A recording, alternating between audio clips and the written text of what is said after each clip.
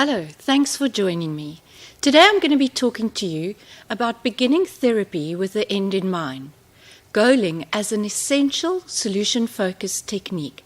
And I'm doing this talk for you on behalf of Psychology CPD Well. My name is Jackie von Ziffrabergs, and I'm the director of the Solution Focused Institute of South Africa. We train psychologists, counselors, teachers, and social workers in solution-focused therapy. Let me just give you a little bit of background on what solution-focused therapy is all about. Solution-focused therapy was started by Steve DeShazer and Insoo Kim Berg in the late 1980s at the Brief Family Center in Milwaukee. Yvonne Dolan was also one of their founding members. So was Bill O'Hanlon and Scott Miller. If you're interested in solution-focused therapy, these are the people you need to Google. You find so many interesting things on solution-focused therapy, and these are the pioneers of solution-focused therapy. So let me tell you a little bit more about the detail of solution-focused therapy. Solution-focused therapy is a strength-based therapy, and we look at strengths rather than the problems. It is also a short-term therapy rather than a long analytical process. Solution-focused therapy is also collaborative, where we have two experts. The client is the expert of his own life and his goals, and you as a therapist, you are the expert of taking the therapy in a specific direction. Solution-focused therapy is also extremely goal-orientated.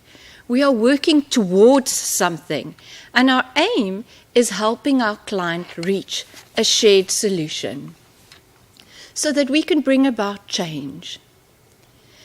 In order to understand solution-focused therapy, you need to understand some of our key assumptions. Firstly, in solution-focused therapy, we believe that you do not have to understand the cause of the problem to help the client. That means you do not have to unpack the problem in order to be helpful. We also believe that in order for therapy to be successful, you need to work on where the client wants to go. We also believe that there are always times when the client is already doing some solution building. That means there are always exceptions to the problem story. As a systemic approach, we also believe that only a small amount of change is needed to reach the solution. So, the bottom line here is that successful therapy depends on what the client wants and not on understanding and diagnosing the problem.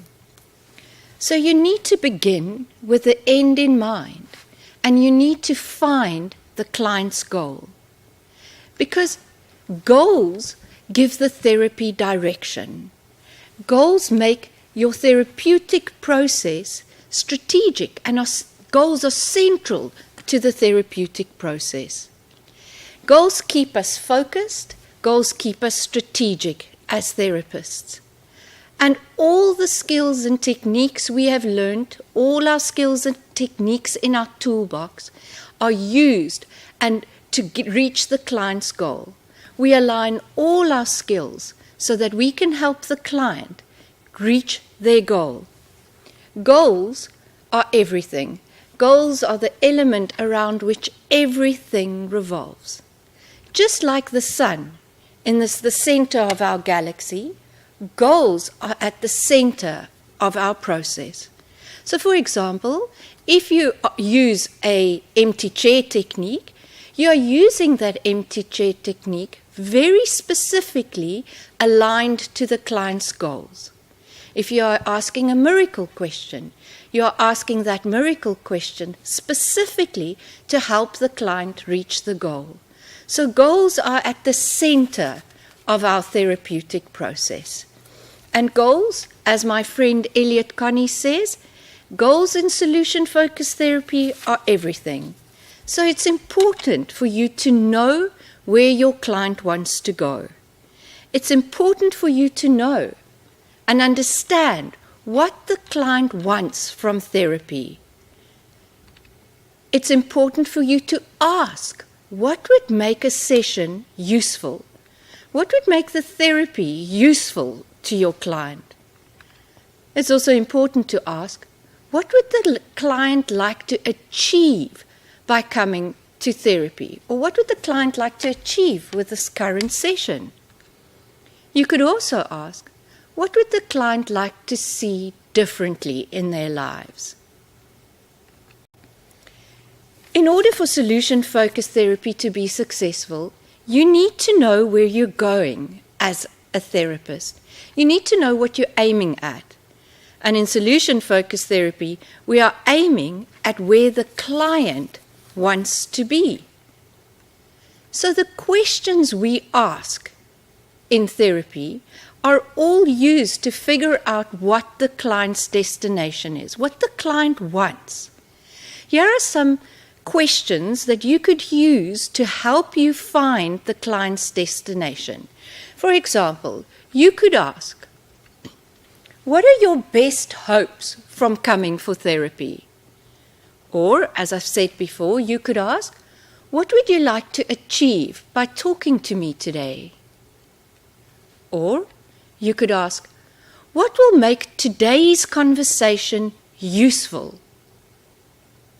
Or, what would be the first signs that we are moving in the right direction? Or you could ask, what would make our conversation worthwhile? All these questions give you goals. All these questions tell you what the client wants from therapy. And all these questions tell you how to strategically work with your client. Now, it's very important to remember that in goaling, we want our client to tell us what they want rather than what they don't want. Most clients tell you what they don't want. For example, I saw a client yesterday, a 19-year-old first-year student, and when I asked him what would make our therapy and our conversation worthwhile, he said to me, I don't want to be so depressed anymore. I just don't want to feel, his words were, I don't want to feel so bombed out. Now that's a good goal, but he's telling us what he doesn't want. He's not telling us what he does want. In solution-focused therapy, it's important for us to find the presence of what the client wants rather than the absence. Basically what that means, you want to know what they do want and not what they don't want. Let's go back to my client. He said he doesn't want to feel so bombed out anymore. He doesn't want to feel like he's not coping and he's depressed. So in the first place, I acknowledge the fact that this young first-year student is feeling overwhelmed and disempowered by being at university.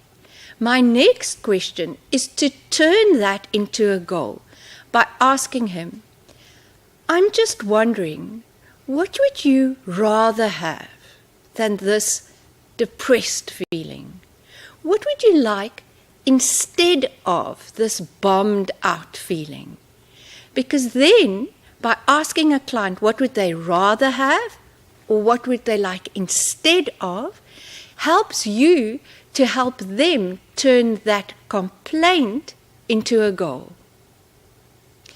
Once we find out what they want rather than what they don't want, we can start unpacking and helping the client move towards a solution. My client of yesterday said what he'd like instead of this depressed, bombed out, not coping feeling, he said he just wanted some motivation. He wanted his old self back. And he wanted to be able to bounce back from negatives like he used to do. Now, helping somebody bounce back, helping somebody find their old self, and helping somebody feel motivated and cope, that is the goal that I then have to work on. So it's very important to remember that we want the presence rather than the absence, and we turn that complaint into a goal. Once we have the goal, we start unpacking the goal and really getting detail on what that goal looks like. What would we be doing when he is his old self? What would we notice be different when he's bouncing back?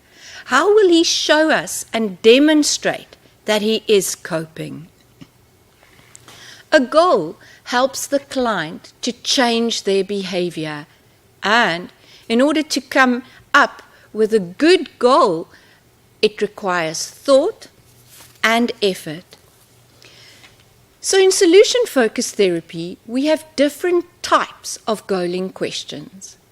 I've already discussed some of the goaling questions with you. We also have the miracle question, which was developed by Steve DeShazer. We have exception-finding questions and scaling questions. And lastly, we also look at coping questions. I've already given you some examples of goaling questions, but let's look at the miracle question. The miracle question, in its purest form, is a projective technique that gets the client to project into the future. Here is the miracle question in its pure form. I'm going to ask you a strange, rather peculiar type of question, and let's see what happens.